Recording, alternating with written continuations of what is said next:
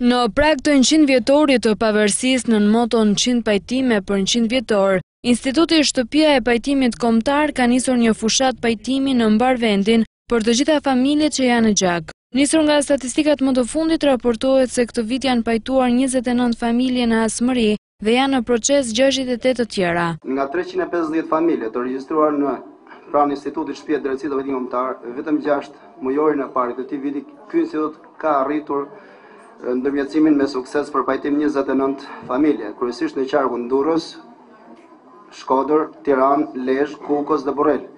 Ky institut në fazën vijuese për pajtim dhe ka edhe 68 familje në proces, disa nga të cilat do përfundojmë pajtimin mes tyre në ditët e vijim.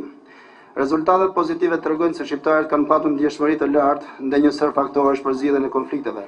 Gjatë një takimi me drejtues të institucioneve të ndryshme dhe përfaqësues të shoqërisë civile, Instituti Shtëpia e Drejtësisë apelon që familjet në gjak të heqin dorë nga Asmërit dhe të gjithë së bashku t'i themi stop këtij fenomeni. Por për këtë duhet patjetër edhe ndihma e strukturave të policisë. Fenomeni është aq sa i thellë edhe prezent. Ne jemi të informuar se të ngujuarit janë me qindra, ndoshta edhe me mijëra.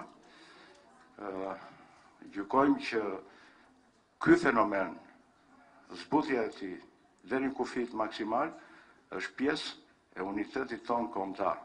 Dhe në prag të 100 vjetorit të pavarësisë, gjykojmë se në bashkëpunim me të gjitha si motrat, institute dhe organizata, ndoshta do t'japi mesazhin më të fuqishëm në tërë popullin shqiptar për t'i dalë ballë për ballë këtij fenomeni shumë të dhimbshëm.